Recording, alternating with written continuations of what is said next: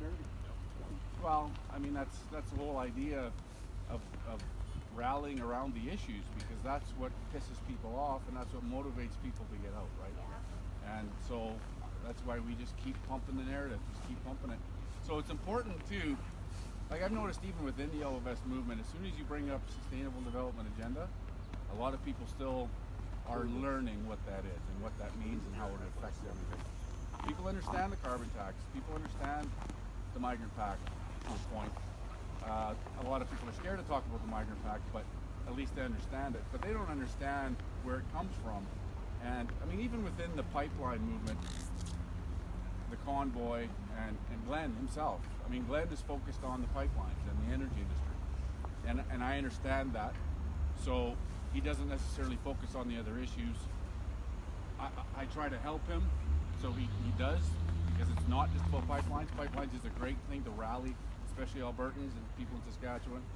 So I don't say, you got to do more, Glenn. I'm just going to use what Glenn says, what he does with it, and bring it into the bigger picture, because we have to, as Canadians, every region has different issues that are all affected by the Sustainable Development Agenda. So we can't focus, although the convoy is huge for the movement, so we're gonna use that, but we can't just focus on pipelines or the energy industry or the carbon tax. We have to understand where it comes from, and if people can understand the impact that it's already having on everything we do, then you'll start to see more growth and more people.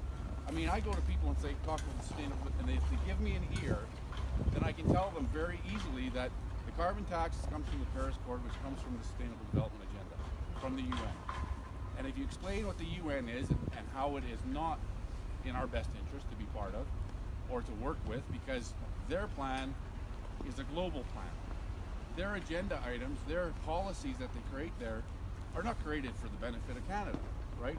So if you can get that message to people and have them understand what the sustainable development is, send them right to the UN website. That's what I do. Because they can't say it's a conspiracy I have the link. theory. They can say it's a conspiracy, but they can't say it's a theory anymore, because it isn't. It's out there. The UN's promoting it 100%. So if you can guide people, look, it's not a conspiracy. Don't be ashamed to be educated and to understand what's going on. And if you can get them to do that, they'll connect their own dots, right? Me and Dave talked about that. I look at the whole sustainable agenda as a conspiracy. As Absolutely. you said, it's not a theory. Exactly. It is a conspiracy. Absolutely, 100%.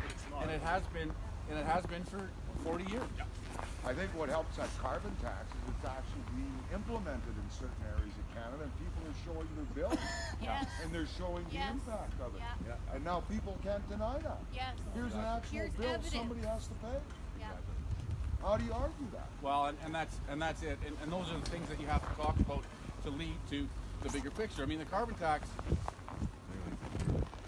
it's verified by actual science that Canada is a carbon sink. Yeah, We're a negative. Yeah. We are CO2 negative. And even if they call it a pollutant, which it isn't, we are still negative. So why are all of our politicians jumping on board and signing on to the Paris Accord? One of which they know isn't going to work. It can't work unless we're at $200 a pound that we're paying, and nobody can do that, but that's where they're headed.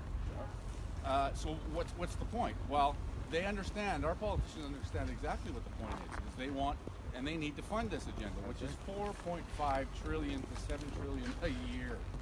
It's mind-boggling. I like to point people towards carbon dating studies, carbon dating and tree ring studies. Yeah. It shows that the higher CO2 levels, the healthier the trees are.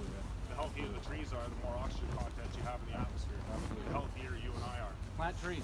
Well, I work in greenhouses, and they inject those things 1,600 parts per million. Right. Best way And to you soak it go up in there and look at the difference from a plant or building that's injected with it, Right. and one not, and the growth is substantially. I mean, it's a building block of life. Trees need it, Absolutely. so it's not a pollutant. And because we have so many, just only trees, if you only factor in the trees in Canada, we're a carbon sink. And that doesn't account for all the fields that farmers are growing and Flowers, and crops, algae and plankton and